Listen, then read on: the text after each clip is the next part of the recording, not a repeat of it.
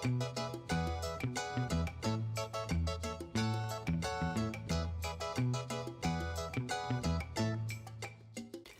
my small fat adaptive family and welcome back to the Keto Kitchen's Keto Guide. Last episode we spoke about menstruation. This episode we are talking about menopause and ketosis.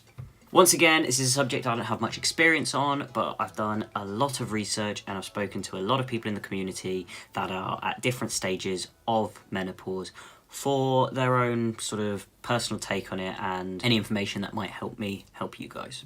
Like menstruation, menopause has its own spate of negative side effects. For anyone that doesn't know, menopause is basically a time in a person's life where they have declining estrogen levels and therefore little to no progesterone. Or their eggs have been depleted, meaning that periods will stop, as will the ability to get pregnant. This happens sort of on average around women that are 45 to 55 years old. It can also happen to trans men that start hormone replacement therapy, people that have hysterectomies, it can happen to someone that is going through chemo or radiation, and people that smoke can trigger these symptoms earlier in life. The symptoms of menopause are as follows. Irregular periods, periods being heavier, lighter, shorter, longer, skipping periods. Again, all of these will vary on the person. Hot flashes, as you call them in America, or hot flushes, we call them over here. Night sweats, sleeping problems. Changes downstairs, such as thinning of the vaginal walls, dryness, sagging, discomfort during intercourse. Urinary or bladder infections. Mood changes, that can be anywhere from mild up to severe, such as severe anxiety about aging is quite a common one. A lower libido, weaker bones, weight gain, skin changes, glucose intolerance, and last but not least, insulin resistance. Alongside menopause is also perimenopause. Perimenopause is sometimes called premenopause, and this is basically the time coming up to when you are officially in menopause. So this is where you might show some of the symptoms, but maybe still get periods, because menopause can take up to 10 years to go into full effect. The most common symptoms of perimenopause are sudden changes in period lengths, shorter, longer, so on. Skipping periods, lighter or heavier periods for a prolonged time, depends on the person. Spotting between periods is where you like sort of just bleed a little tiny bit. Hot flashes or flushes, and night sweats. Now the thing is, hormones affect each other massively. When your estrogen is dropping through the floor, you will notice more changes. The insulin drops.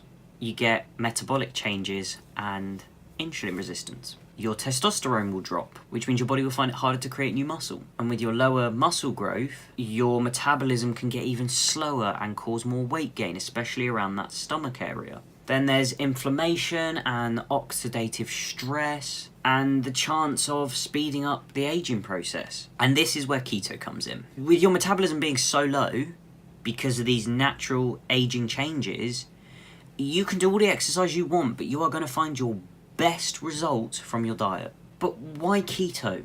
Why not another diet to help with menopause? If you have watched my benefits of ketosis video, which I've linked below, you will know that ketosis has been proven to lower inflammation, lower oxidative stress, aid insulin resistance, reverse weight gain, help muscle growth, and help regulate your hormones. And those are just to name a few of the positives of ketosis. But rather than being a bit general with, oh, keto has so many amazing positives, let's talk specifically about the benefits of keto that will affect menopause. In terms of insulin resistance, there haven't actually been studies done on keto and menopause. However, there have been many studies done on ketosis and polycystic ovarian syndrome. These studies have shown us that the sex hormones, testosterone and estrogen, are directly sort of intertwined with insulin. They show that normalizing your insulin levels with a ketogenic diet help put the sex hormones in balance, which means it will improve the symptoms that are due to the hormonal imbalances, such as the weight gain, the change in libido, those sort of things. So realistically, with the impact that keto has on insulin in terms of the sex hormones, it would make it an ideal diet to help manage the symptoms of menopause, because menopause is predominantly a hormone imbalance. Weight gain is a very common issue with menopause. People say that they do everything that they're advised to, and they try and go above and beyond to prevent the weight gain that comes with menopause, but to no avail. The bottom line is that a drop in estrogen will cause weight gain, especially around your stomach area. Keto is known and has been shown to help keep weight gain away and, in a lot of cases, help with weight loss. Next up is hot flushes, hot flashes, whatever you like to call them, and night sweats. The reason this happens isn't clearly known, but it's believed to be your low estrogen and the impact that has on the part of the brain that regulates your temperature. Ketone bodies can help protect the brain and lower inflammation. Both of these benefits of keto can help your brain regulate your body temperature better. With that being said, hot flushes and night sweats are still very common in menopause. Even if you're doing ketosis, they are just less severe. Many menopausal people I have spoken to from different ages, as in ones that have had hysterectomies, ones that are just at the age of menopause, they all highly recommend sage. Sage is a herb that has anti-inflammatory properties. And whilst it hasn't been studied in correlation with menopause, many keto people and many non-keto people suggest you use sage tablets or oils to help with the temperature changes. And a lot of these people swear by using them, my mum included. Interestingly enough as well, sage, taking it daily, has been linked to a drop in blood sugars, which is good for most. It's fantastic for most. But if you're a diabetic who is still on some form of medication, you just need to be aware of this. So keto foods are great for menopause, but what are the best keto foods for menopause? Fatty fish. Hormone imbalances can trigger chronic inflammation, which is one of the main underlying causes of many different diseases. Eating foods high in omega-3s, such as fatty fish, can help reduce this inflammation. Omega-3s can also help battle mood swings and a lot of other common symptoms of menopause. Iron-rich food, preferably heme iron, which comes from meat, but non-heme iron, plant-based iron is okay. Menopausal women are at a much higher risk of anemia, which is a lack of iron. The keto diet has great iron-rich foods such as red meats. Green tea.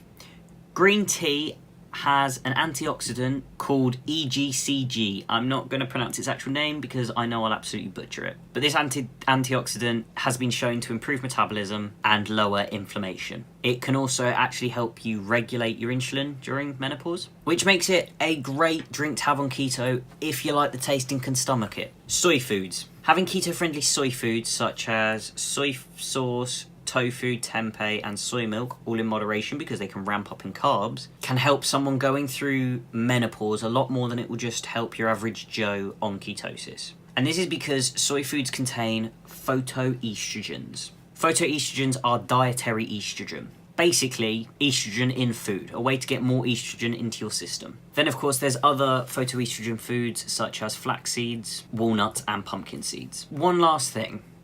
If you are perimenopausal, or premenopausal, before starting ketosis, and then you come onto ketosis and you're starting to bleed more, you're starting to get more mood swings again, all of these things that started to sort of just disappear and you were trundling along to menopause, now it suddenly feels like it's reversing itself.